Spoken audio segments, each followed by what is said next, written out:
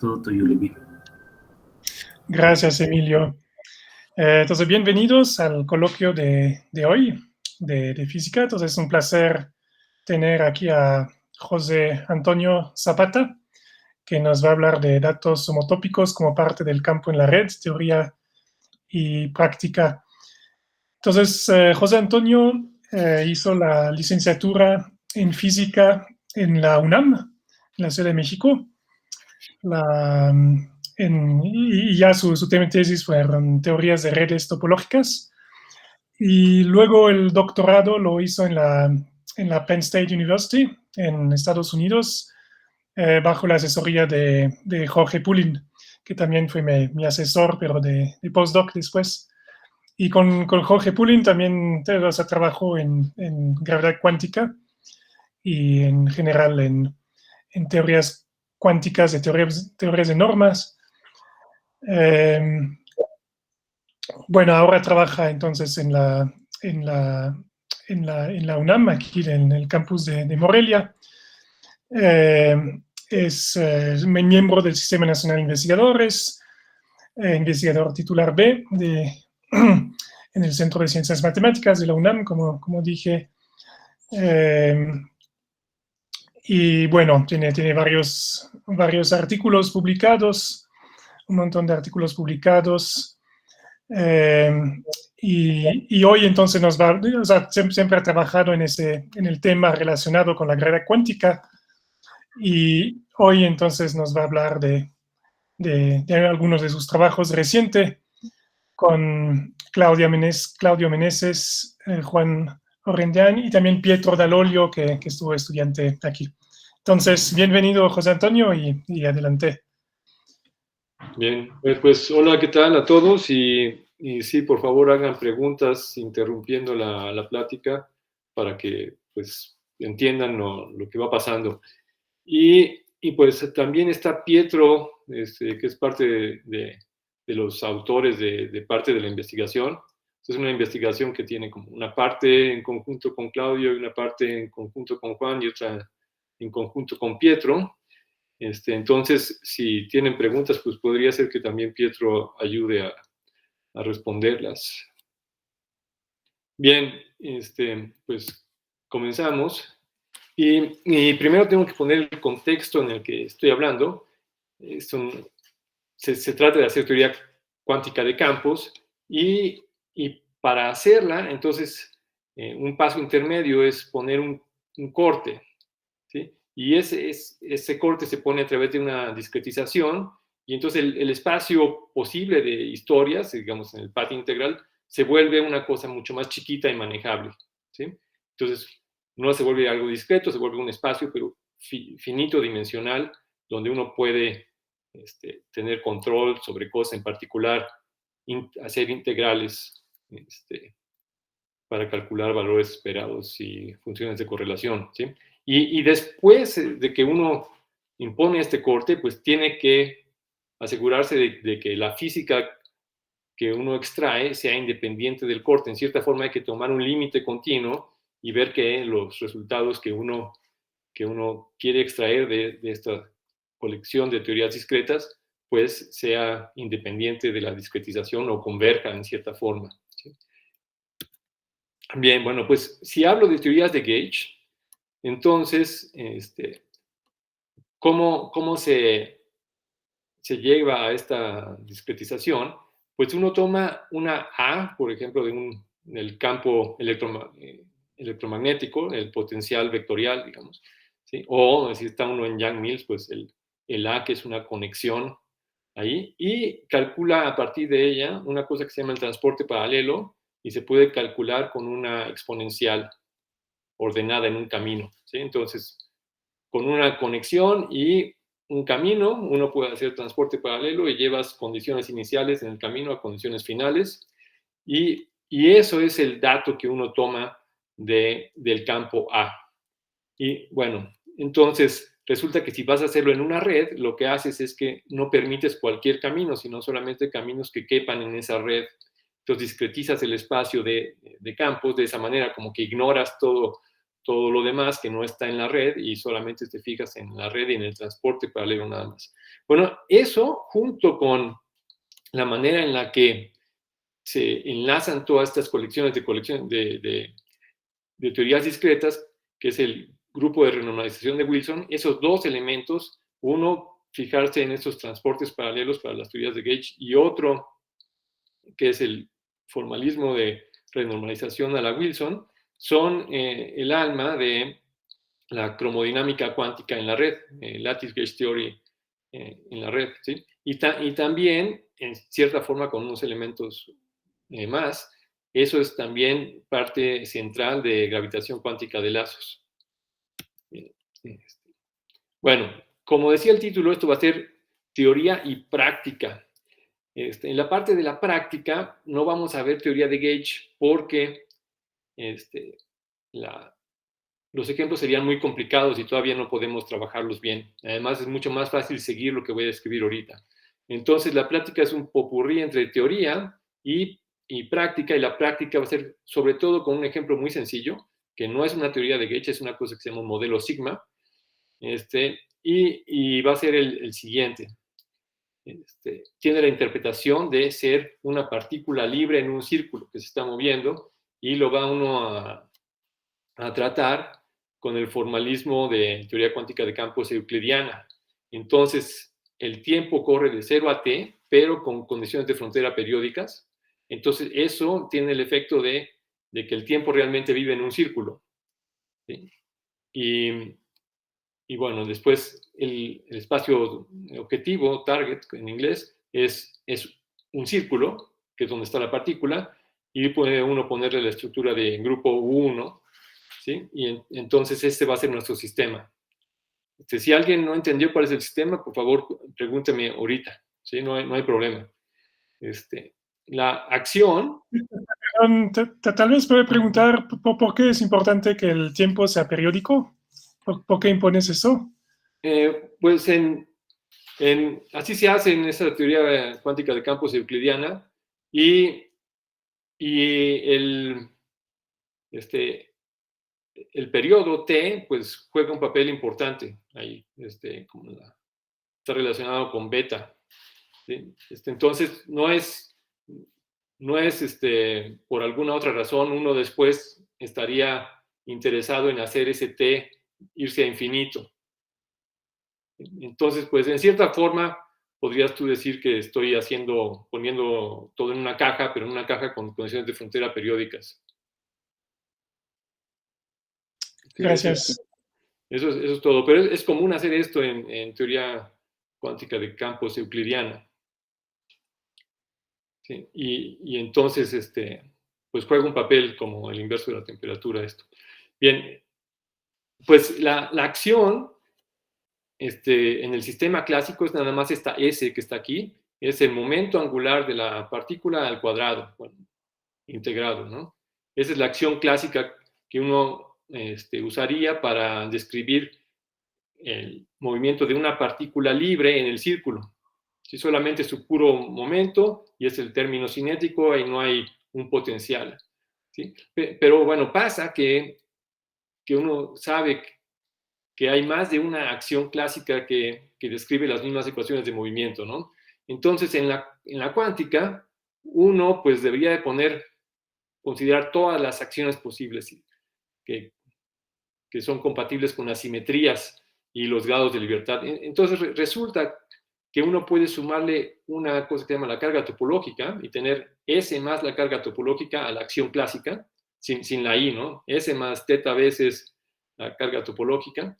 Y la carga topológica simplemente dice, por cada historia, cuántas vueltas dio, porque resulta que las historias entonces son aplicaciones, funciones que van del círculo al círculo, y bueno, cuando uno termina, pues o diste 0 vueltas, o diste 1 vuelta, o menos 3 vueltas, o algo muy concreto ahí. Y eso tiene la propiedad de que si tú haces pequeñas variaciones a tu historia, la Q no cambia, es un invariante. Y entonces las ecuaciones clásicas de movimiento no se ven afectadas por eso. Y entonces calcular las ecuaciones de movimiento con S o con S más ZQ, es lo mismo, ¿sí? Y la I surge aquí por esta cuestión de haber hecho, euclidianizado el tiempo. Bueno, es tiempo imaginario, y eso pasa, ¿sí? Bien, entonces, si ya entendieron el ejemplo que vamos a tratar en el continuo, lo que debería hacer yo ahorita es hablar del sistema en la red, ¿sí? Y usualmente en la red, entonces, lo que se hace es cambiar este intervalo 0t con condiciones de frontera periódicas, ya no trabajar con el intervalo, sino trabajar con una colección de puntos, ¿sí? Entonces, aquí están estos TIs y le pongo n de esos TIs para algún n que está relacionado con el tiempo total de esta manera, ¿no? Y entonces ese conjunto de puntos se llama la red y le voy a llamar aquí L0. ¿Sí? Y entonces un campo en la red o una historia, ¿qué va a hacer? Pues va a ser una asignación de a cada puntito TI, asignarle un elemento de 1, un E a la I teta, ¿sí? Entonces aquí está escrito así, ¿no? Entonces una colección de QIs y cada QI es un E a la I teta para algún teta, ¿sí? O E a la I delta, lo que sea, ¿no? Bien, ¿cuál es el espacio de campos? Que eso va a ser el tema central en esta plática. Pues el espacio de campos en la red, entonces, es U1 elevado a la n, donde n es el número de puntitos. Y si yo tengo un punto en ese espacio, pues conozco la evaluación de dónde está la partícula en cada tiempo discreto. Y ese espacio es muy bonito y se puede hacer ahí Lattice Gauge Theory, teoría de Gauge en la red, o bueno, ya no Gauge, teoría de campos en la red. ¿Por qué? Porque tiene una medida muy, muy sencilla, ¿verdad? La medida es de phi entre 2pi por cada círculo y tenemos n de esos, ¿verdad? Bueno, y entonces la medida física, ¿cuál es? La de teoría cuántica de campos euclidiana, pues es e a la menos s, ¿sí? El s que vamos a escribir en un ratito tiene que estar escrito en las variables de la red, ¿sí? E a la menos s y normalizado, ¿no? Bueno, pues entonces, eso es todo. Antes de continuar, solamente voy a dar una observación cualitativa que es otra vez central a la plática. Entonces, si entienden esto, van a ver de qué se trata la plática. El espacio ML que puse aquí es U1 a la N. Ese espacio es una colección de círculos. Digamos, si N fuera 2 sería un toro, si N fuera 1 sería un solo círculo. Y entonces es como un toro multidimensional que es un espacio conexo. Si yo puedo irme de un punto, es arco conexo, puedo irme de un punto a cualquier otro a través de una curva. Y en cambio, el espacio de campos en el continuo, del que no hablé hace rato, no es conexo. En particular, hablé de que hay una cosa que se llama la carga topológica Q y que está ahí definida como una integral, pero está evaluada realmente en los enteros. No es un número real cualquiera, mide un número de vueltas. Y entonces para una historia da 5 y para otra historia da 5, entonces hay la posibilidad de que esas dos historias estén conectadas. Pero si para una historia da 5 y para otra da menos 2, esas dos historias no pueden estar en la misma componente conexa, ¿sí?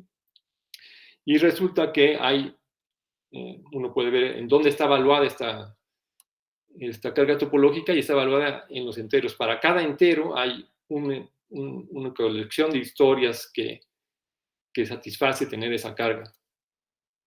Bueno, pues entonces eso fue el contexto. Y ahora vamos a ver pues un poquito más de los detalles. ¿Cuál sería la acción en el continuo? Queremos que sea algo así como cuadrática, porque es la partícula libre. Y esta es el análogo a la acción de Wilson. Sí, si ven, esto es 1 menos coseno del ángulo. Entonces, imagínense que tengo I y J son dos tiempos cercanos, ¿sí? Entonces, como podría haber puesto I e I más 1, el tiempo I y el tiempo siguiente. Entonces, si en uno tengo E a la I delta algo, delta I, y el otro tengo E a la I delta J, pues el ángulo entre delta I y delta J le llamo aquí delta IJ y calculo el coseno, ¿sí? Y esa es, pues 1 menos coseno va a tener la parte principal es cuadrática en este ángulo, y eso me dice ya, bueno, estoy calculando algo relacionado a la velocidad angular al cuadrado. Bueno, pues entonces esa es la acción que se usa usualmente en la red. Hay otras posibilidades, pero esta es la más común. Y la carga topológica, lo que se hace es definir una que se llama la carga topológica geométrica, y es, ya que definimos estos angulitos, pues uno nada más lo suma. Entonces, 1 entre 2pi y sumas estos angulitos para que salga un entero. Y una cosa muy importante en la plática de hoy es que para que esta función Q esté definida y sea continua, pues estos angulitos tienen que estar definidos. Y si se acuerdan que el espacio de configuración, o el espacio de campos, perdón, el espacio de campos era, a ver,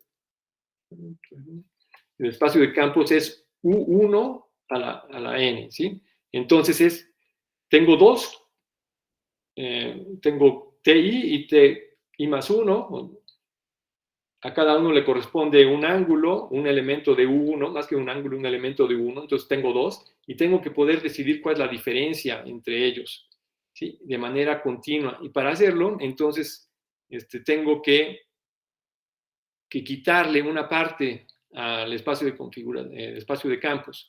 Es la parte donde esa diferencia vale pi, ¿sí? Esta delta que está aquí está evaluada entre menos pi y pi. O sea, tengo que elegir alguna manera de medir ángulos, ¿sí? Y entonces en ese lugar no es continuo. Si yo pusiera todo definido entre, bueno, aquí hay una discontinuidad en pi, ¿no? Entonces le quito esos puntos de discontinuidad, ya me quedo con un espacio más chiquito, nada más le quité unos poquitos puntos, le quité algo de medida cero, y ahí ya la función Q está definida y es continua. Y es no trivial también, ¿sí?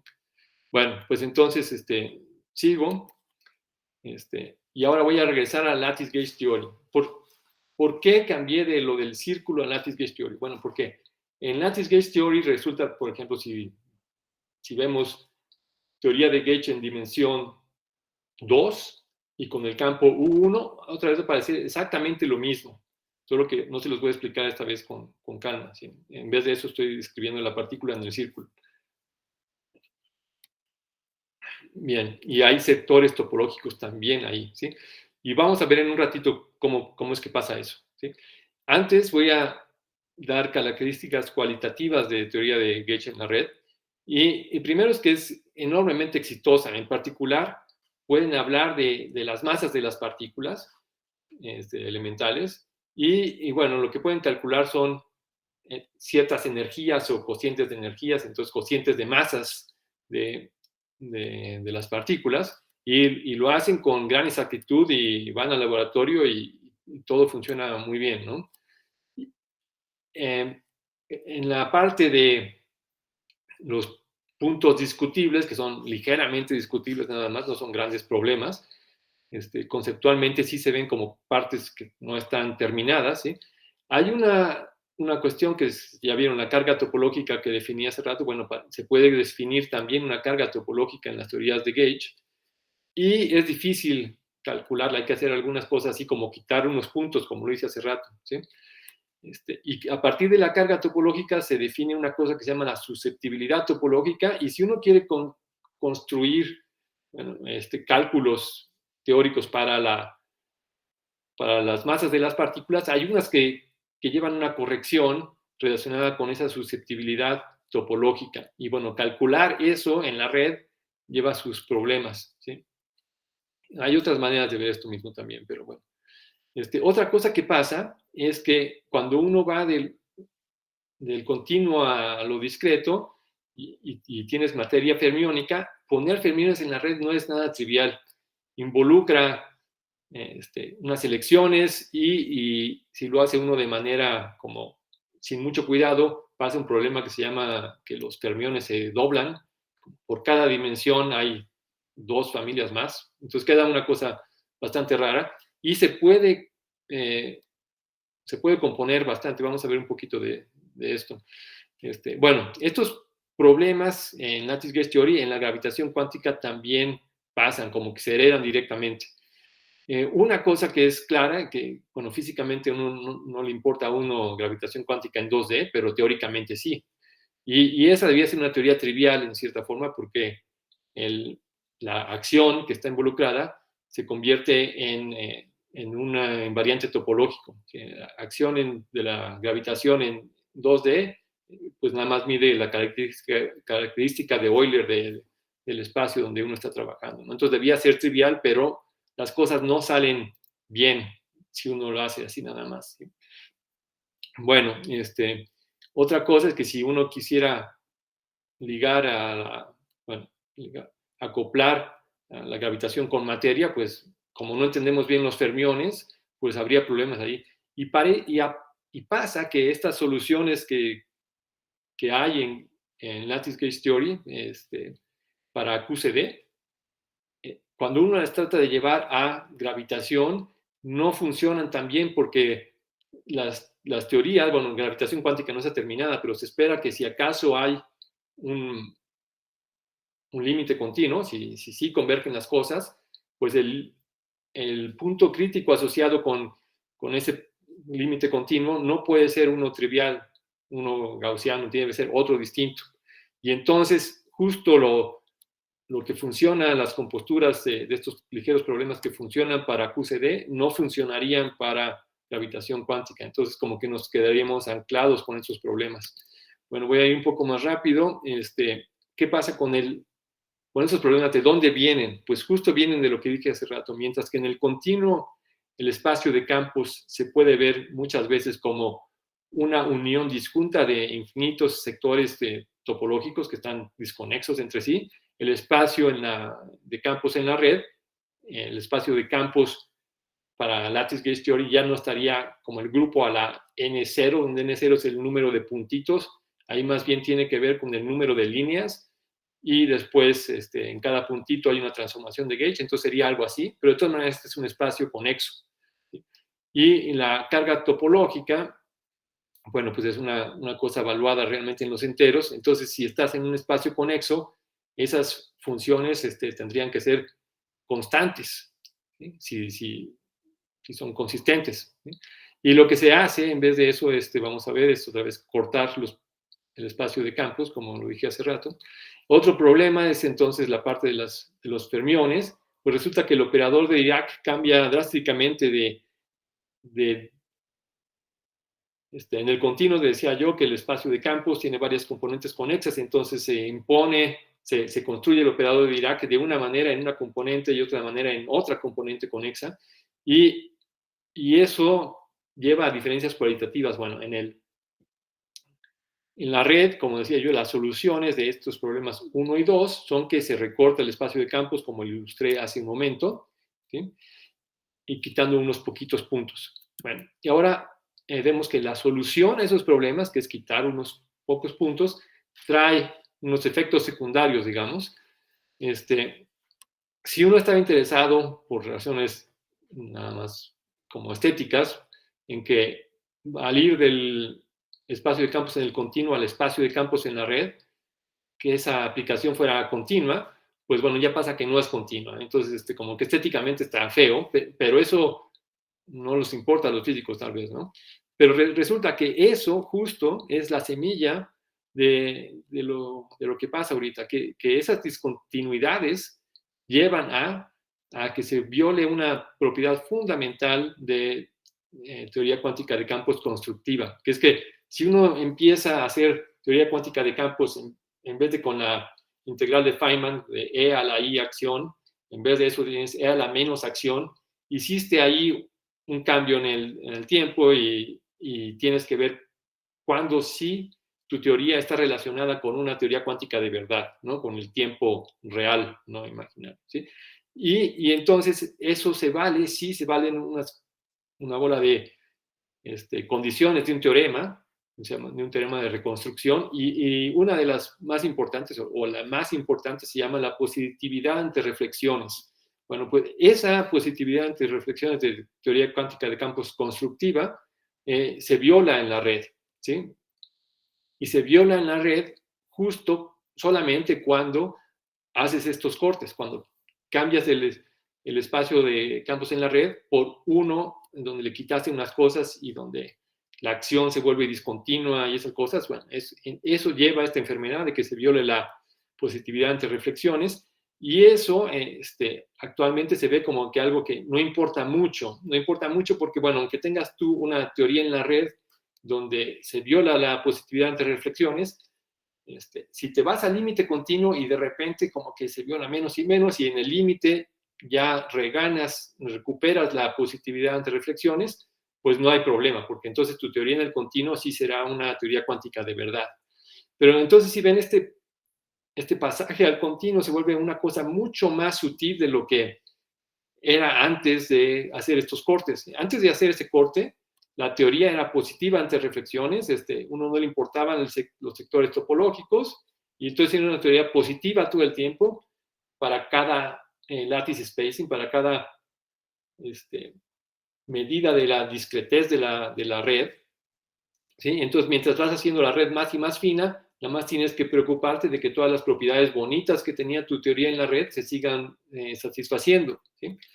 Y entonces así era el espíritu de la teoría de campos en la red, y ahora pues uno se ve forzado a tener una cosa mucho más difícil, que es que tienes que ver que en el límite continuo reganes esta positividad ante reflexiones.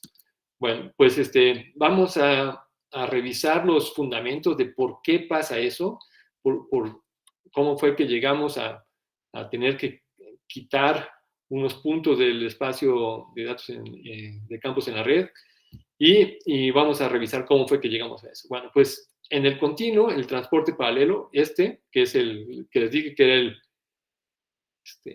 ingrediente principal de teoría cuántica de campos, bueno, ese es una cosa que se llama un homomorfismo de grupoides. Suena ahorita muy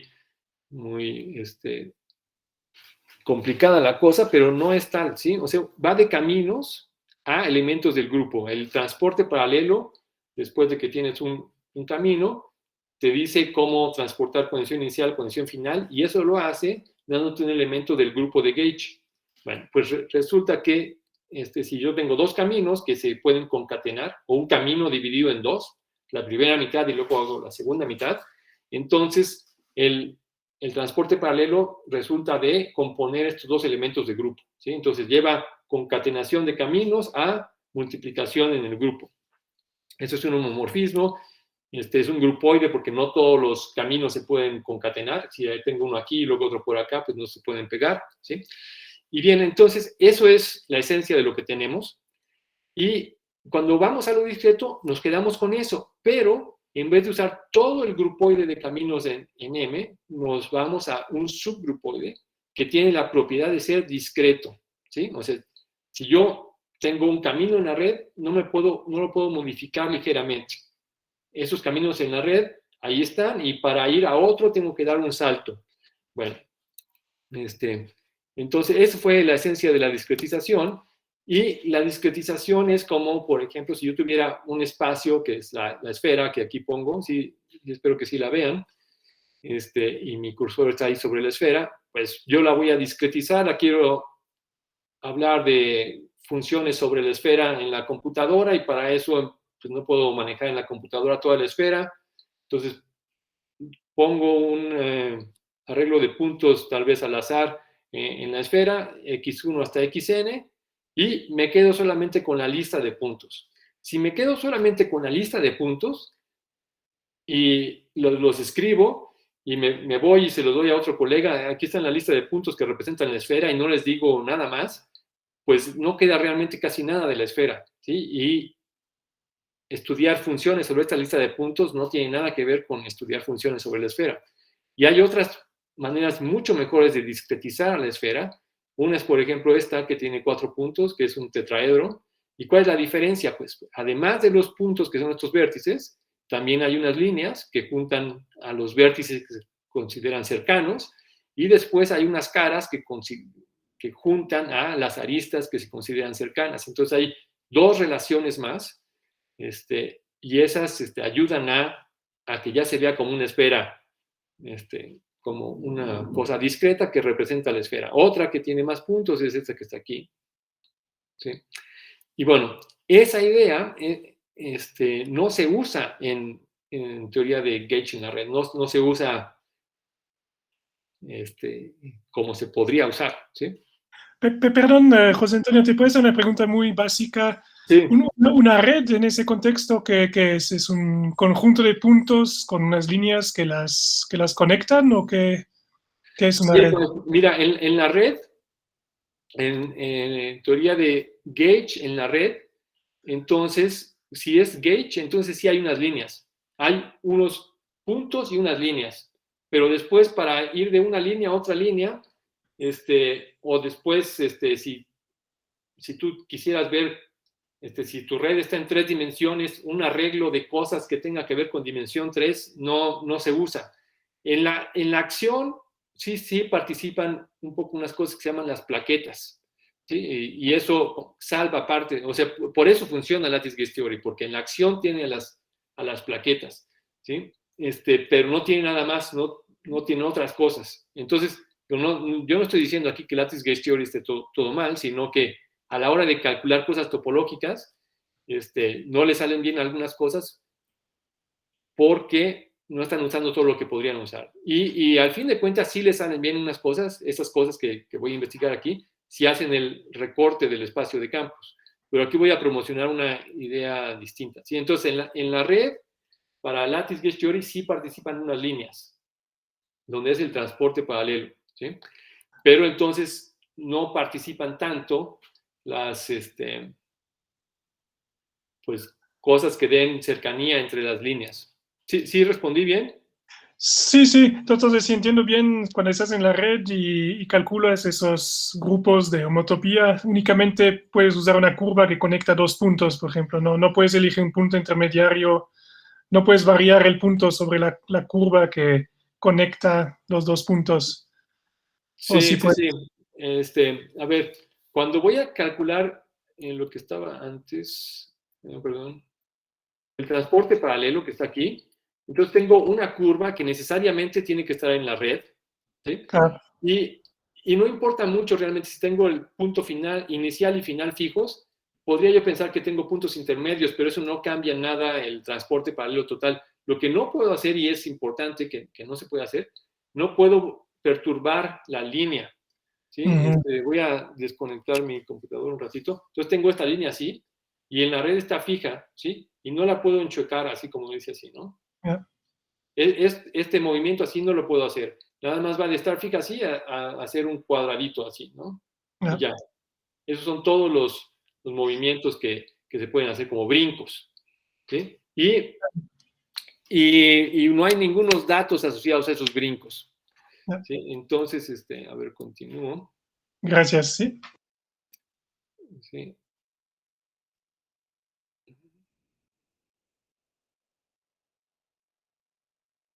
Estoy yendo en sentido opuesto.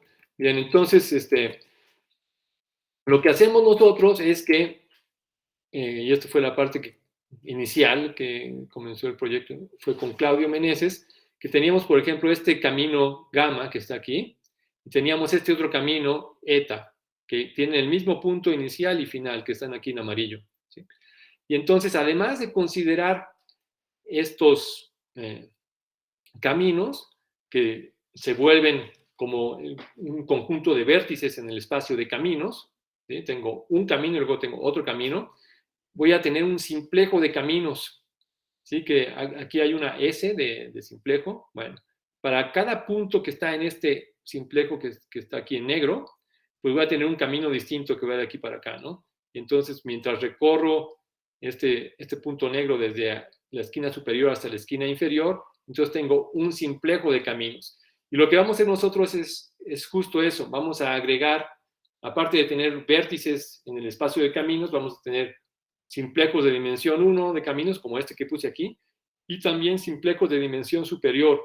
Vamos a tener como un triangulito de caminos, ¿sí? Por cada punto en un triangulito podemos construir un camino siguiendo un dibujo parecido a este, ¿no? Bien, esa es la idea central, agregar cosas al espacio de caminos.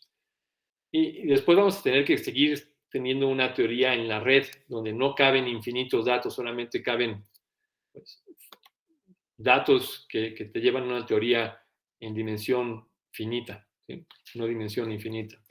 Bien, esto que hice con Claudio, que todavía no les he descrito el final de si vamos a agregar datos al espacio de caminos, cómo se reflejan esos en el campo. Bueno, en el campo va a haber un transporte paralelo para cada uno, para este camino y para este otro camino, y después va a haber unos datos asociados a estos simplejos de caminos. Y eso los voy a describir en un ratito. Más bien lo que se hace es que tomas lo que pasa en el continuo tendrías una curva de, ¿sí? Imagínense que tenemos este simplejo de caminos, entonces en el continuo habría un transporte inicial en gamma, un transporte paralelo en gamma y un transporte paralelo en eta. Son dos puntos en el grupo. Y en el continuo tendríamos toda una curva que va desde un punto hasta el otro. Y nosotros lo que hacemos es que nos quedamos solamente con eso, pero hasta su información topológica esencial, que en este caso es una cosa que se llama hasta homotopía, ¿sí? O sea, hasta deformaciones, con puntos inicial y final fijos. Bueno, después con este otro cuate, amigo mío, Juan Orendain, le damos estructura algebraica a esto. ¿Y a qué corresponde esa estructura algebraica que está aquí puesta como con todos sus detalles? Lo que es importante que vean es que hay unas cosas aquí más, hay un más. De hecho, no hay un solo más, hay un más con una i. Eso significa que puedo sumar o pegar en varias direcciones. Aquí que estoy en dimensión 2, nada más va a haber una dirección relevante ahorita, van a ver. Y si tengo un camino que aquí este delta, este otro camino gamma y este camino eta, entonces puedo ir primero del camino delta al camino gamma con esta manera de ir que se llama 2 eta, ¿sí? Y luego me voy de aquí para acá. Y esta es otra manera de ir de gamma a otro camino que es zeta. Bueno, esos los puedo pegar con estas operaciones que están aquí. Entonces, todo esto que parece intuitivo de pegar simplejos de caminos se vuelve algo que es totalmente algebraicamente bien definido, ¿sí? Y satisface una bola de reglas, ¿sí? Esas reglas son muy importantes y tienen que ver con generalizar el concepto de grupoide, ¿sí? Que ya hablé un poquito de lo que es un grupoide, pues aquí es como en un grupoide en varias dimensiones. Si aquí tuviera yo algo en mi dibujo fuera en más de 2 dimensiones, pues podría pegar para arriba o para allá, ¿sí? Y entonces por eso necesito varias de estas maneras de pegar. Bien, todo eso está es compatible con lo que dije arriba, solo da reglas algebraicas sobre eso. Y antes de escribir qué es un campo de gauge, les tengo que decir qué va a pasar después con la parte del grupo. Y eso, pues, hubo unos matemáticos que hicieron toda la labor que necesitamos nosotros. Ya dije que lo que importa son cosas hasta deformaciones, entonces hasta una cosa que se llama homotopía. Seguramente han oído hablar de una cosa que se llama el grupo fundamental, se llama el pi1 de algo. Entonces, tiene que ver, por ejemplo, con que el grupo fundamental del círculo son los enteros, que quiere decir que hay unos, si veo, ven este círculo, aquí vean nada más la frontera, entonces si me importan los caminos en el círculo, yo pongo un punto basado ahí, bueno, pues hay una cosa que puedo yo componer caminos, y unos caminos nada más como que van y regresan y son lo mismo que el camino que fue una constante, y hay otros que dan una vuelta, y bueno, todo eso es como hablando de propiedades globales del espacio. Bueno, pues hubo unas personas que se preguntaron de cómo voy a poder describir estas cosas globales en términos de pedacitos, ¿sí? En la red, lo que yo tendría sería que a todo el círculo lo dividí en pedacitos, y entonces tengo información local, y bueno, sería bonito poder hablar del grupo fundamental del círculo a partir de información sobre los pedacitos, ¿no? Y bueno, eso se puede hacer, y de hecho aquí puse un ejemplo como en la esfera. Si en vez de hablar del círculo tengo el grupo fundamental de dimensión 2, digamos el pi2 se llama, de la esfera, lo puedo calculando cosas a cada uno de los pedacitos y después pegándolos. Y las maneras de pegar son muy parecidas a las que puse en mi transparencia anterior, ¿sí? Entonces, esto ya se conoce. En los 80 lo hicieron un cuate que se llama Brown y muchos de sus colegas. Y entonces hay ese teorema donde puedes tener toda la información homotópica de un espacio descrita de manera local y luego pegar los pedacitos. Y nosotros vamos a usar eso justamente para la red, ¿sí? Entonces, a ver. Bueno, pues en el continuo, en el continuo, ya Perdón, hay una pregunta, bien, José Antonio. sí, sí. Adelante, Daniel. Gracias. Solamente me queda una duda de cómo pegan en los simplejos. ¿Se permite entonces que un camino vaya como en sentido opuesto? O sea, como si va de un punto al otro, ¿también consideran eso o nada más pueden ir en un sentido? A ver, bien, gracias por la pregunta. Entonces, la estructura total, ahí dije que era un grupoide. En particular, un grupoide se parece mucho a una estructura de un grupo, pero no todo se puede componer. Una cosa puede ser que no se componga con otra, pero algo que sí pasa es que cada cosa tiene que tener un inverso. Entonces, si teníamos un algo, hay su inverso. Y tiene que estar en el espacio también, en el espacio de cosas que consideramos. A ver, entonces no estoy seguro de dónde fue tu pregunta. Voy a mover mi transparencia. ¿Te refieres a Ahí. esto aquí? Sí, sí, justo ahí. O sea, por ejemplo, si usamos delta, luego podremos irnos como por el inverso de gamma para luego tomar eta para llegar al punto Y. Sí, o sea, si hay el camino que va de X a Y, gamma, Ajá. también puedes irte con el gamma a la -1 que va de Y a X. Okay. Y lo mismo pasaría con el eta. Y luego, esto es cuando estoy hablando ya de estas simplejos de caminos o estas maneras de ir de, por ejemplo, aquí del delta al gamma, me puedo ir del delta al gamma así y también me puedo regresar. Entonces, todas estas operaciones tienen inversos y sí son importantes para todo lo demás. Gracias. Okay. Sí, gracias. Bien, entonces, yo estaba por aquí, pero si hay más preguntas, me dicen, por favor.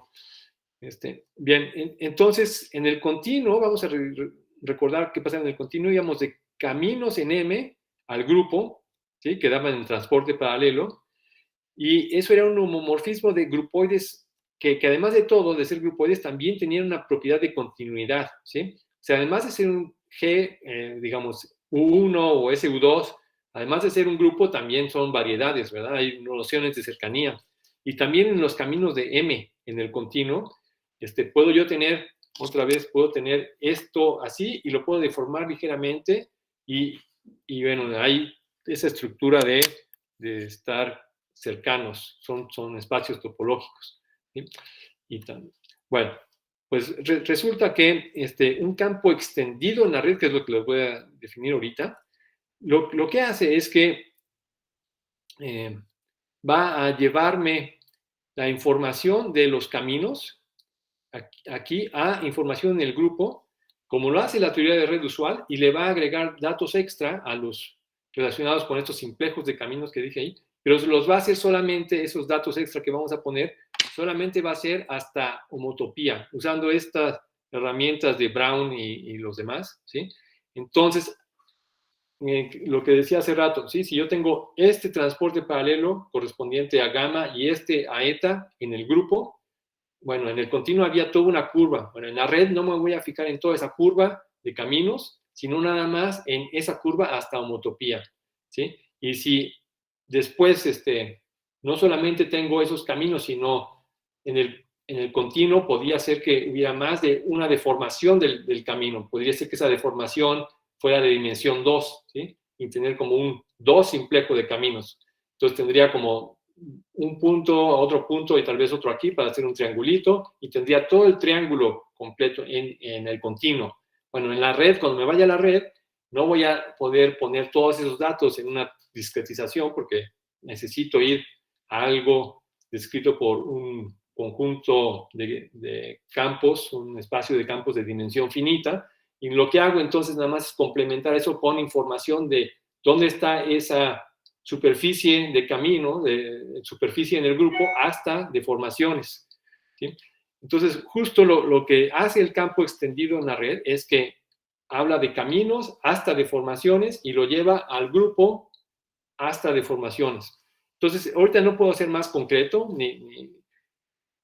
no tengo el objetivo de ser más concreto en esta plática. Si alguien quiere que le explique más, lo puedo hacer después de la plática. Donde sí voy a ser más concreto es cuando ya vaya a la práctica en este ejemplo que desarrollé con Pietro, que es el que dije hace rato, de la partícula en el, libre en el círculo, ¿sí?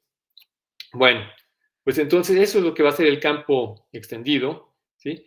Y una cosa que, bueno, como puse muchísimos detalles en la gráfica anterior, a ver, aquí hablaba yo de que tenía un PR, es el grupoide de R caminos. Entonces, cuando R es igual a 1, tengo el grupoide de caminos usuales, y el R puede ir desde 0, 1, 2, 3, así hasta donde sea.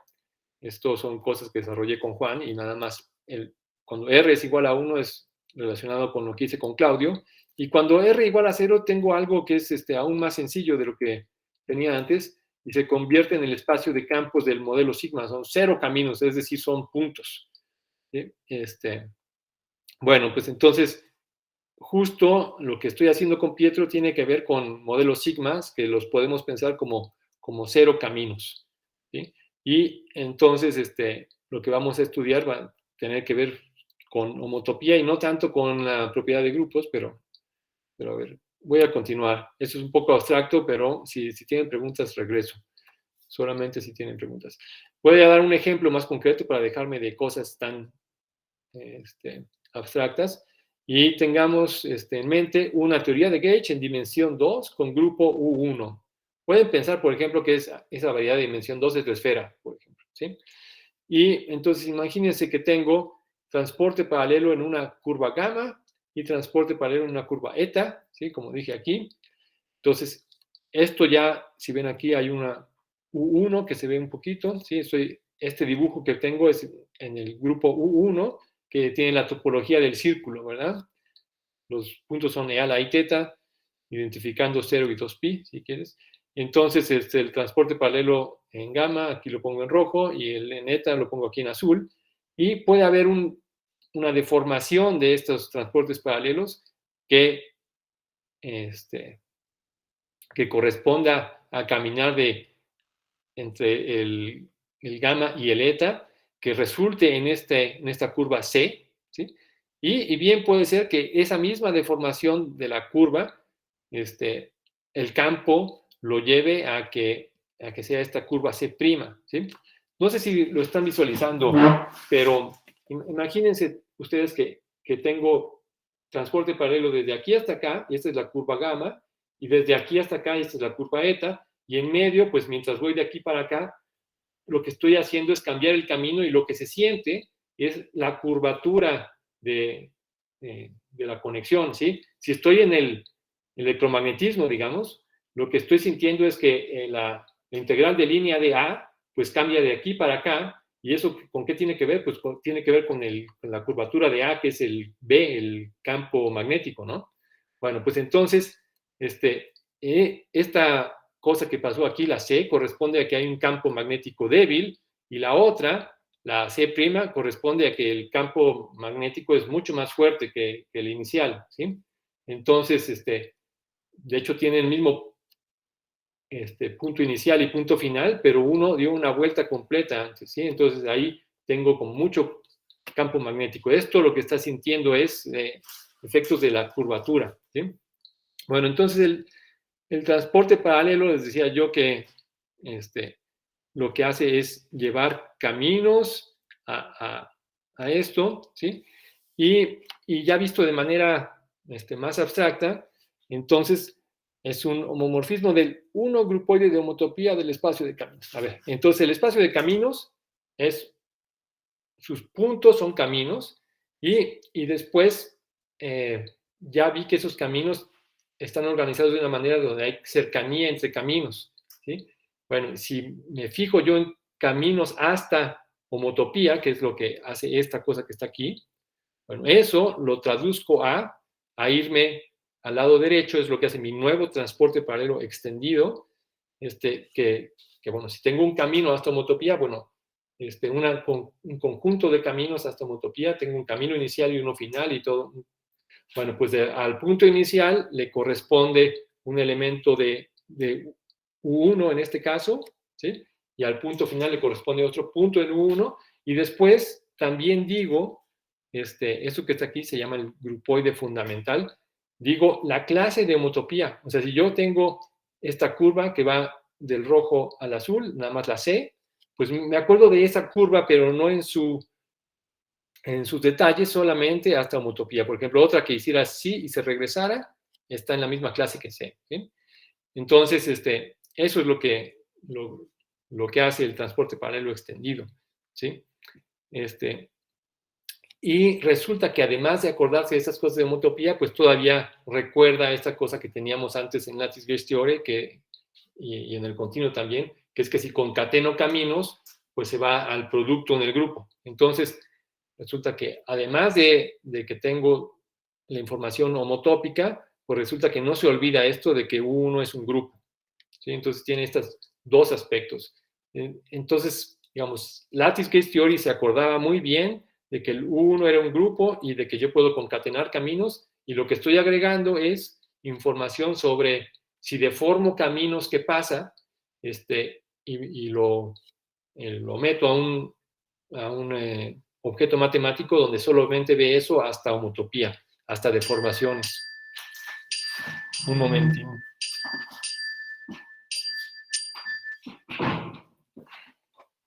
Ya colgué. Que tuve un problema ayer con una perrita. Pero bueno. Entonces, ya expliqué esta plática, esta cosa, y ahora el ejemplo.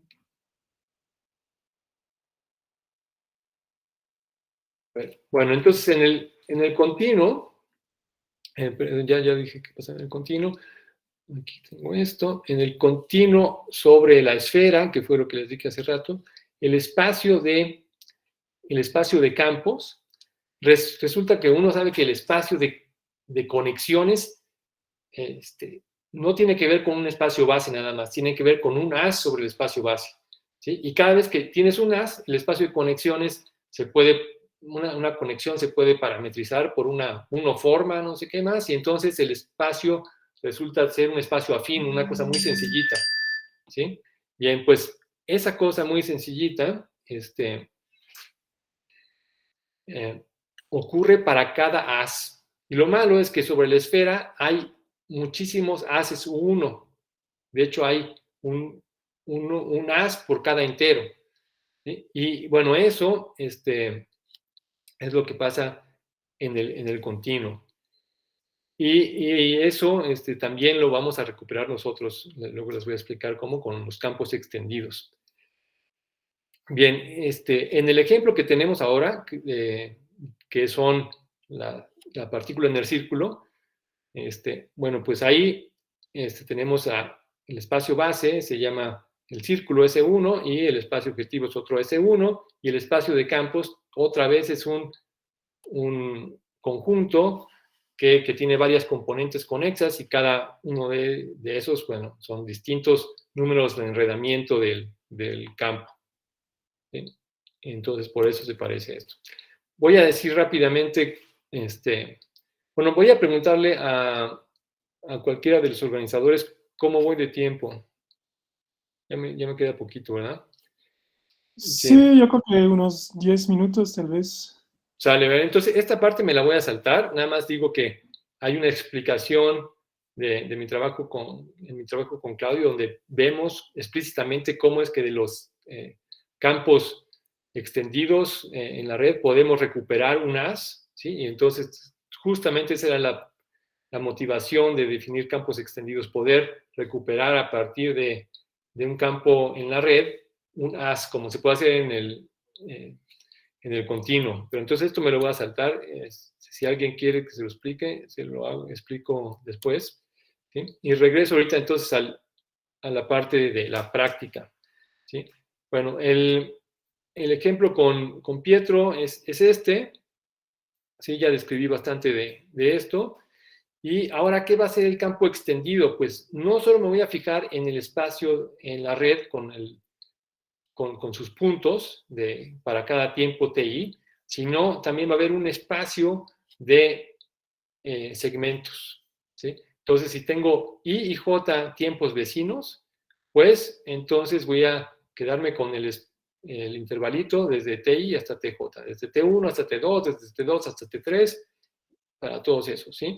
Y el campo en la red, el campo extendido en la red, entonces va a consistir realmente de dos funciones. Una, que se va a llamar Q0, que es la que teníamos antes en la red usual, ¿sí? Q0 es igual al QL de Lattice-Guest-Theory, donde a cada punto, a cada tiempo le corresponde un ángulo, un elemento de 1. Y también vamos a tener una Q1, donde a cada intervalito le corresponde una, se llama aquí, extensión de Q0 hasta homotopía, ¿sí? Entonces, si tengo aquí a TJ y este es TJ más 1, pues a TJ le corresponde QJ y aquí está QJ más 1. Y también entonces la parte Q1 del campo extendido me dice si nada más viene de aquí para acá haciendo esto, salvo homotopía, o si da 5 vueltas y llega para acá, ¿no? Que sería una partícula que en el círculo está yendo mucho más rápido, ¿no? Bueno, lo que me importa ahora es describir el espacio de campos, ¿sí? El espacio de campos extendidos. Ya dije cómo es un campo extendido. Un campo extendido es esto que dije aquí, una pareja Q0 y Q1. Ahora, ¿cómo son el espacio de todas esas posibilidades? Pues bien, tengo que, si me restringo a este pedacito del espacio base, que es entre TI y TJ, que son vecinos, entonces tengo que dar 2 elementos de U1 y tengo que dar una extensión, ¿sí? Entonces esto es el espacio de campos restringido a este cachito, pues nada más es esto. 1 al cuadrado, cruz, el espacio de extensiones. Pero ahora voy a escribirlo de una manera mucho más intuitiva, ¿sí? Lo que puedo hacer es quedarme con uno de estos U1, nada más el correspondiente al TI, ¿sí? Entonces, QI lo meto en este Q1 y después aquí pongo un real. Y ese real, ¿qué es lo que hace? Pues me dice, es como tener una cuerda y te digo de qué longitud tengo la cuerda. Tengo aquí este círculo y aquí hay un punto y para decir dónde está el otro, en vez de decirte aquí en teta igual a no sé qué más, te doy camina tantos centímetros y veo dónde termina, ¿no? Y eso me dice dónde termina y también me dice el tipo de homotopía, porque podía haber dicho que nada más 4 centímetros llega aquí, pero si te digo 5 metros, hace así 1000 veces y llega aquí, ¿sí? Y eso me da distintos tipos de homotopía, curvas hasta homotopía. Entonces, esto, U1 cruz R, describe lo mismo que está acá, ¿sí? Y la interpretación es esta diferencia, pero ya no en ángulos, sino diferencia en centímetros, si quieren pensarlo así, en el círculo, o en longitud. Y bien, aquí está. Bueno, y entonces ahí ya puedo entender que si yo tuviera no solamente este cachito del espacio de campo, sino todos, juntar todos los distintos intervalitos, entonces tendría yo esta cosa que MEL es una unión disjunta de estas cosas, sub n, y ahorita van a entender por qué es esto, ¿sí? Donde cada uno de estos es U1 cruz R a la n-1. Entonces di el ángulo inicial, la posición inicial de la partícula del momento t igual a 0, si quieren, y luego me doy un número real y me dice terminas acá, y luego doy otro número real y me dice terminas acá, y así voy teniendo los puntos en la red, ¿sí? Los QC, QI más 1, QI más 2, a partir de esos números reales, pero todos esos números reales no son independientes por culpa de la condición esta de que hay periodicidad en el tiempo. Entonces la suma de todos los TIs tiene que ser un cierto número, n, veces 2pi, que es el perímetro del círculo, ¿no? Bueno, entonces ese es el espacio de campos, que eso es lo más importante de entender. Y la medida aquí, pues está bien fácil es una medida homogénea otra vez, ¿sí? Entonces puede hacer lattice gauge theory. Y una cosa muy importante es que el espacio de nuestros campos, por cada uno de nuestros campos podemos recuperar un correspondiente campo en la red, ¿sí? Entonces podemos ir de aquí para acá. Y de hecho es una cosa que se llama una aplicación cubriente. Pueden pensar en particular en algo como que vean en la frontera de este círculo y por aquí tengo algo que es como los reales y bueno, pues hay un cubriente de los reales al círculo, ¿sí? Entonces eso muchas veces es lo que participa aquí en el cubriente del espacio de campos extendidos a la red. Bien, pues voy a ir un poquito más rápido y aquí está la acción que tenemos en el espacio de campos extendidos. Estos X's, ¿se acuerdan aquí? Son los que participan en este R, las variables son X, ¿sí? Entonces, justo tienen que ver como con el momento angular, ¿sí? Y entonces este es el momento angular al cuadrado, es esto, ¿no? Y integrado en el tiempo. Entonces esta es la acción y la carga topológica, por otro lado, es la velocidad angular, ¿sí? ¿Qué es esto? Entonces es como la velocidad angular al cuadrado y esta es como la velocidad angular, ¿sí? Y entonces es claro cómo estos x's, cuando los sumas para todos los x's, acabas con un cierto número de vueltas que es un número entero, ¿no? Bueno, y la relación entre el continuo y nuestros campos es que podemos ir del continuo a nuestros campos, ¿sí? Y si tengo un campo en el continuo, primero lo cambio a hacer un campo extendido y calculo ahí la carga topológica, me sale lo mismo que si hubiera calculado la carga directamente en el continuo usando una integral, ¿sí? Entonces aquí me dice que mi carga topológica, mi fórmula de carga topológica está bien en cierto sentido. Y bueno, y la medida física es esto, que está aquí, y donde la SL, todo esto que está aquí ya incluye también un término que es el S que tengo acá, más I teta veces esta Q, ¿sí?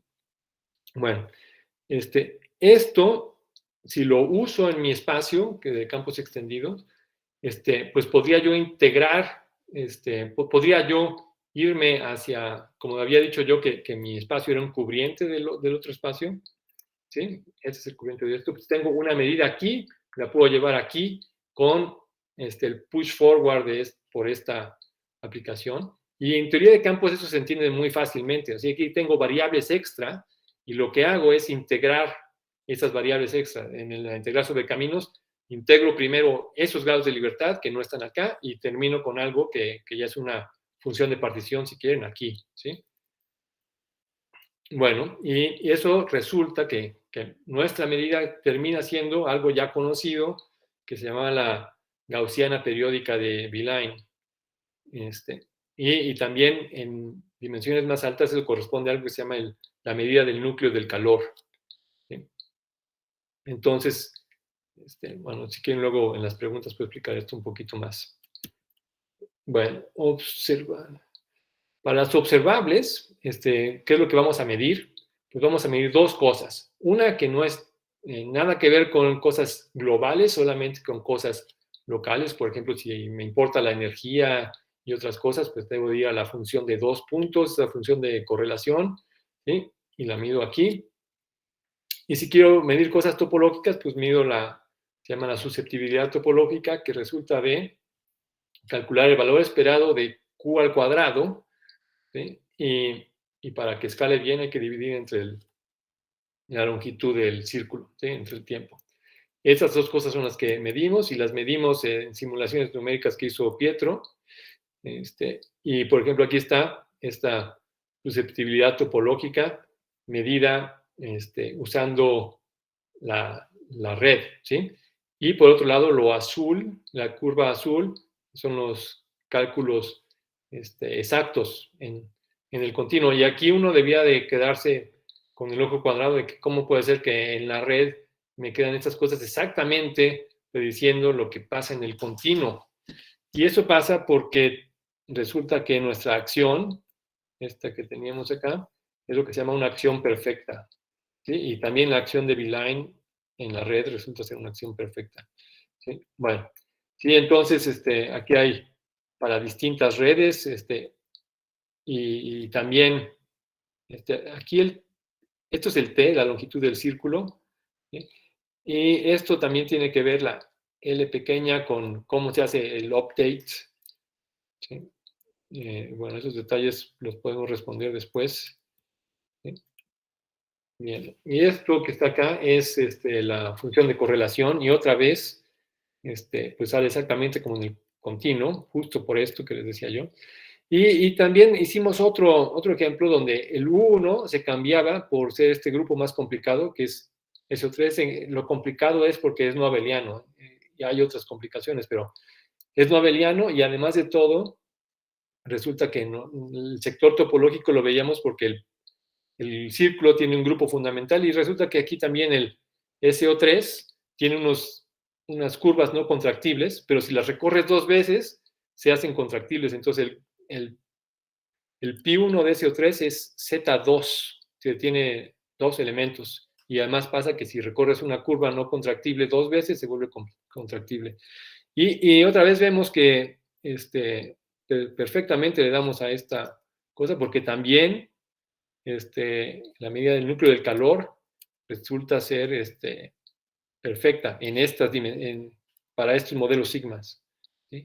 En gauge theories, para teorías de gauge en dimensiones más altas, no es perfecta. Es muy buena, pero no es perfecta, ¿sí? Y, bueno, aquí, si a alguien le interesa algo que no sea perfecto, pues aquí enseñamos algo que no es perfecto, ¿verdad? Otra vez esto es la función de correlación en el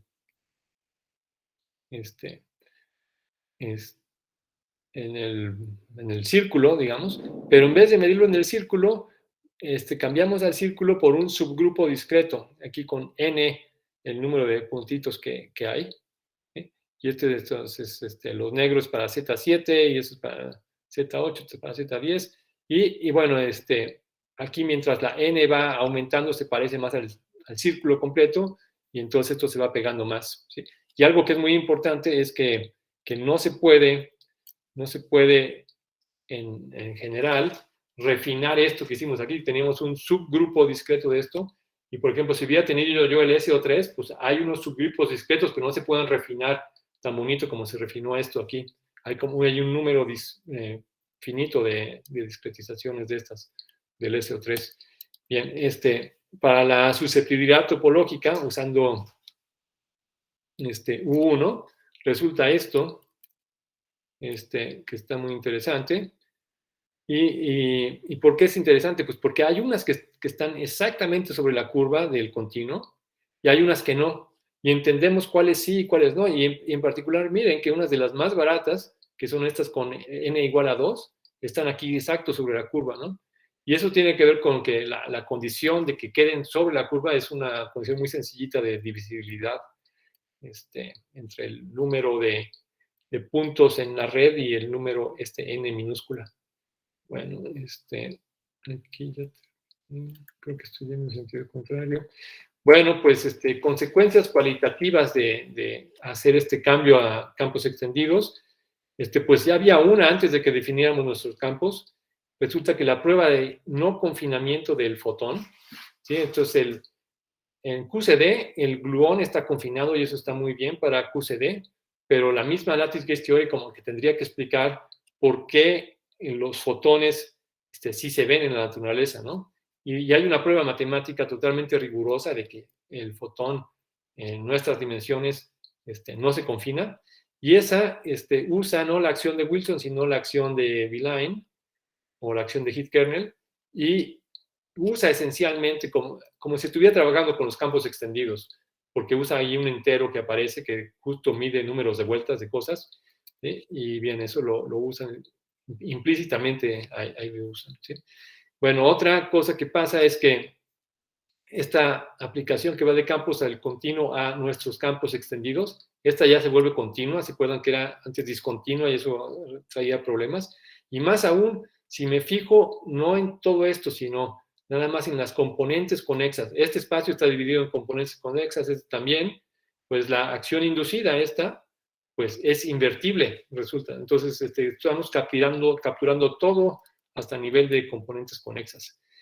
Otra cosa que pasaba es que la gravitación en dimensión 2 no funcionaba, pues ahora sí funciona, y de hecho también lo habían hecho ya antes, en el 2005, y nosotros lo que tenemos es como una versión no abeliana de eso que tenían, y en dimensión arbitraria nosotros, y de ellos lo tenían hecho nada más en dimensión 2. También podemos ver que la positividad ante reflexiones es algo que reganamos. Podemos calcular muchas veces una matriz de transferencia que genera la función de partición, y esa resulta ser positiva. Bueno, carga y susceptibilidad topológicas en principio sabemos que nos tienen que salir bien, y fórmulas sencillas nada más tenemos para unos casos particulares, entonces por eso como que todavía nos falta investigar por ahí. Sobre los fermiones, otra vez sabemos que debemos de poderlo hacerlo bien porque tenemos el espacio correcto de componentes conexas y tenemos los haces correctos, pero realmente no sabemos cómo hacerlo. Sabemos que lo debemos de poder hacer bien, y lo que haríamos sería seguir el camino que han hecho la gente en la red, donde lo resuelve bastante bien, pero añadiendo nuestros datos. ¿Sí? Bueno, y también aquí hay problemas por atacar, y básicamente dice que tenemos que usar estas herramientas algebraicas que tenemos, las tenemos que usar para concretarlas en cálculos concretos fáciles, o en las computadoras algo más eficiente. Y bien, pues no quiero explicar mucho más, porque pues queremos entender mejor nuestros espacios que están recientemente definidos y su relación con el continuo en particular. Entonces, la relación entre nuestros campos y los del continuo, y qué pasa con Yang-Mills en particular, nos interesa. Bien, pues aquí ya terminé, y muchas gracias. Perdón que me tardé un poco más. No, no hay problema. Muchas gracias, José Antonio, por esa charla tan interesante. Tal vez todos pueden habilitar su micrófono un rato para darle un aplauso a José Antonio.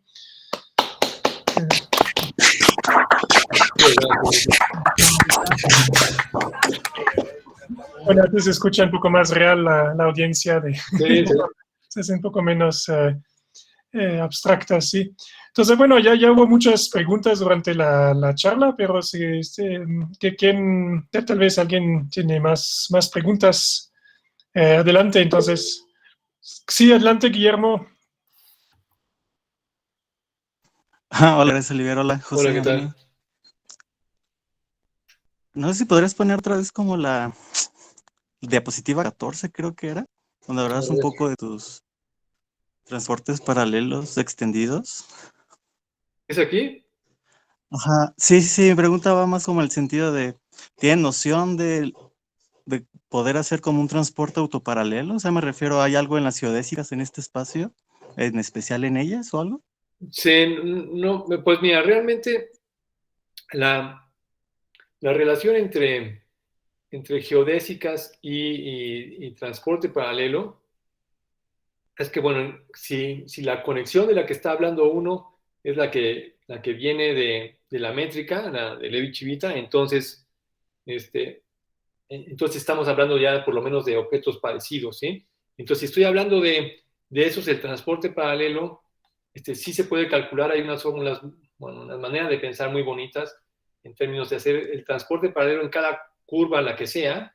La puedes primero aproximar las curvas por geodésicas y luego definir cómo es el transporte paralelo en geodésicas. El transporte paralelo en geodésicas lo que hace es que si yo tengo un vector que está al principio de una geodésica, pues al final tiene que haber el mismo ángulo entre el vector y el vector que estoy transportando y el vector velocidad inicial con el final, ¿no? Entonces, el transportado al final y la velocidad final, en el punto final, el vector velocidad de la curva tiene que ser el mismo vector. Y todavía faltaría decir una cosa sobre que la curva no gire, ¿no?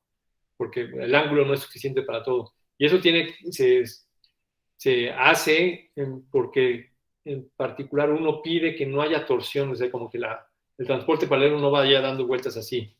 Entonces, en ese caso sí se puede sí se puede relacionar con el transporte paralelo con métricas, ¿sí? Y bueno, eso es la relación con transporte paralelo. Y lo que estamos nosotros agregando en cierta forma sería cosa como si tienes esta geodésica, si quieres pensar en la esfera está perfectamente bien. A ver si tengo una esfera por aquí, que esta es la casa de mi hermano.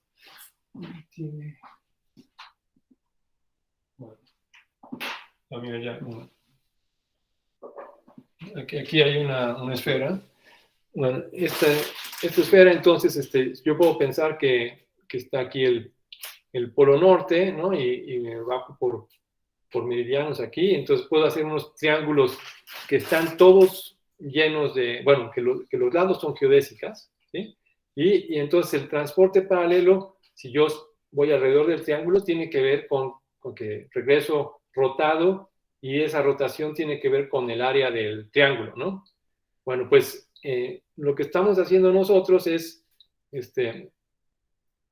dar un poquito más de información. El área del triángulo, de hecho, pues es un número real, ¿sí?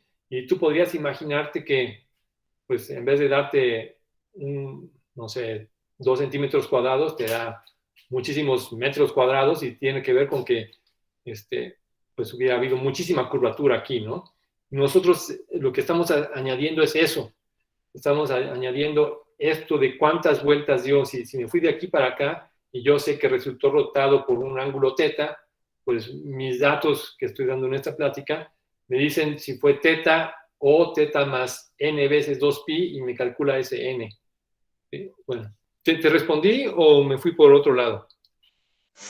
No, sí, gracias. Y otra pregunta, de repente mencionaste algunos resultados en gravedad, pero ahí, como tenía entendido, ahí tienes modelos sigma no lineales, entonces ¿cambia algo esto o no cambia mucho? Sí, bueno, pues mira, este modelo sigma que hicimos con Pietro, pues como que está muy sencillito en el que es la partícula en el círculo, ¿no?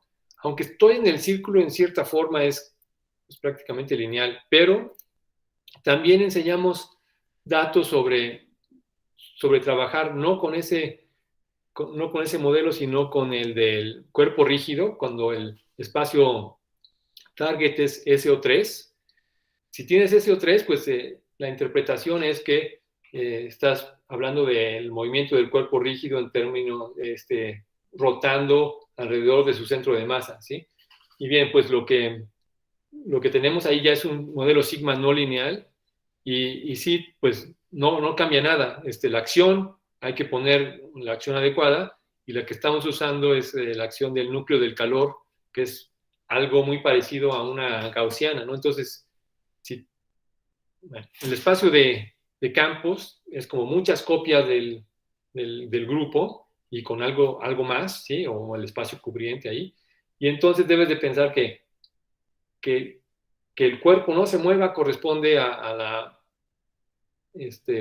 configuración o el camino más sencillo y es el centro de la gaussiana. Y después dejas que la ecuación del calor se lleve eso para todo el resto del espacio de campos posibles, ¿sí? Que es como muchas copias del grupo, que el grupo en este caso, el SO3, se parece mucho a la 3 esfera, solo que está un poco más complicado. SU2, de hecho, es la 3 esfera. Y entonces te acabas con una gaussianita, después de que dejas de evolucionar la condición inicial, ahí un ratito, entonces el núcleo del calor te da una gaussianita, que se puede calcular muy fácilmente en términos de análisis armónico. ¿Sí? Entonces acabas con algo no lineal y ahí trabajas. ¿Te respondí otra vez o Sí, sí, sí, muy bonito. Muchas gracias, Zapata, gracias. Bien. Ok, gracias. Ahí hay otras preguntas, tal vez.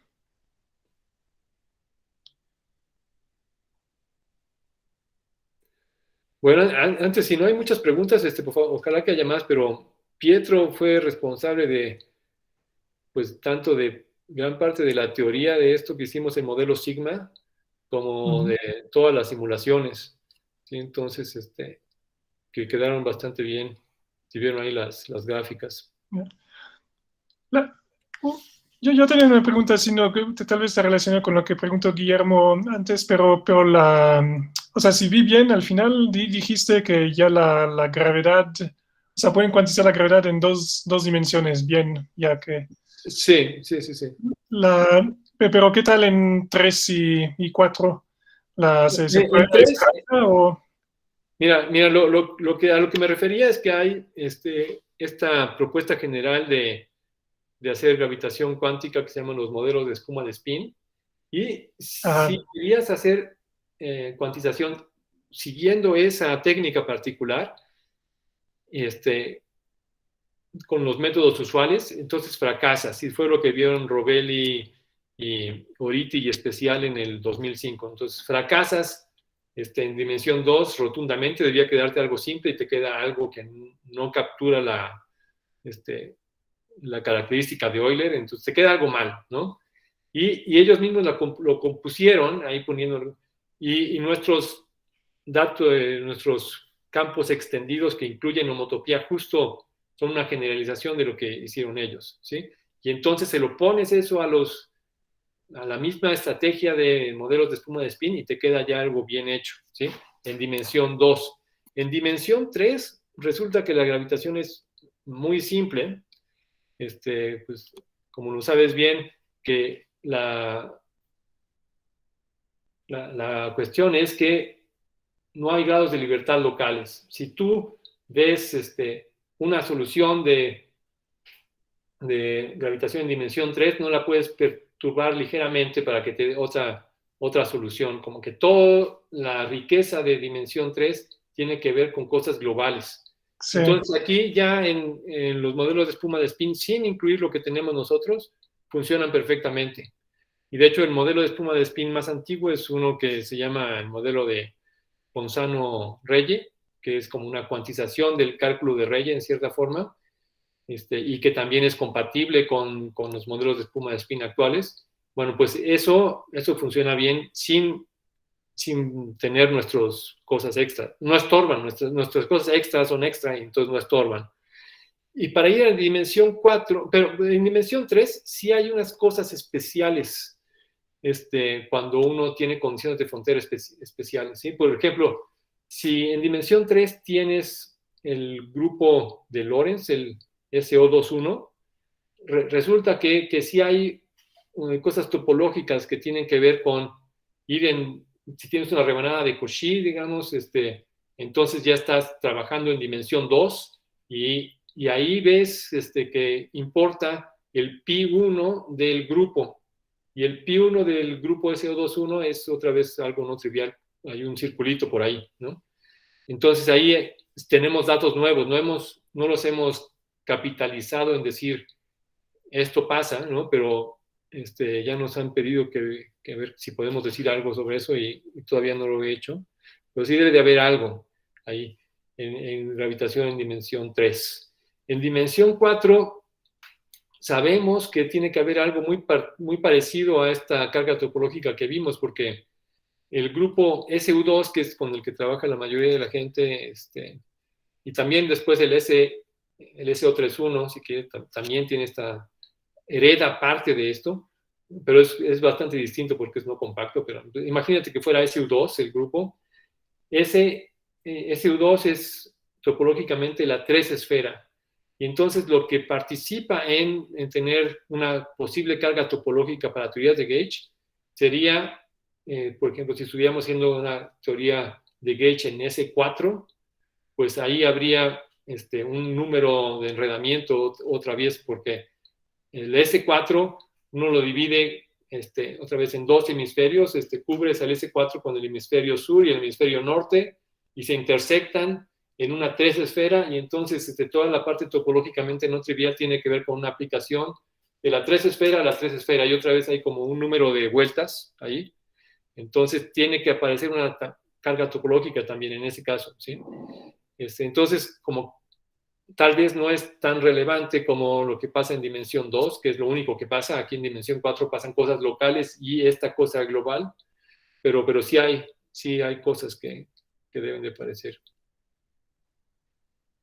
Ok, muchas gracias. Y para gravitación lo que yo veo que puede ser más relevante tiene que ver con poner fermiones, que justo porque esto pasa, hay el fermion doubling y también como ambigüedad en cómo implementas los fermiones en dimensión física. ¿Sí? Ajá. Ajá. Ok. ¿Hay otras preguntas?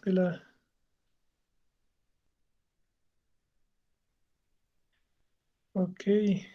Creo que en unos de los ejemplos que mencionaste antes en tu cuando contestaste Guillermo, yo creo que por fin siempre buscaba una interpretación geométrica de la torsión y creo que eso fue muy bonito lo que dijiste, que si la conexión es métrica, pues se preserva el ángulo, pero eso no te fija todavía el transporte, ¿no? Porque Sí. sí. Ok, entonces si tienes algo escrito sobre eso, me interesaría. No, eso que dije yo lo saqué de que lo leí cuando era estudiante uno de los apéndices del libro de Arnold, de mecánica Ok. clásica, Mathematical Methods on Classical Mechanics. Oh, ok. Entonces hay un apéndice que habla de curvatura riemanniana o algo así. Ok, lo voy a ver entonces, porque Y está nunca. muy bonito, está muy bonito. Sí, sí, ok, muy bien. Muchas gracias, sí. Ok, entonces, yo creo que si no hay más preguntas, entonces te agradecemos otra vez por la charla y por la charla entre esos avances interesantes. Y bueno, esperamos pronto tenerte por aquí otra Sí, vez. vernos en persona. Bueno, gracias. Ok, ok, bravo. Gracias de nuevo, sí. Sí, muchas gracias, José Antonio. Gracias a todos los que se conectaron.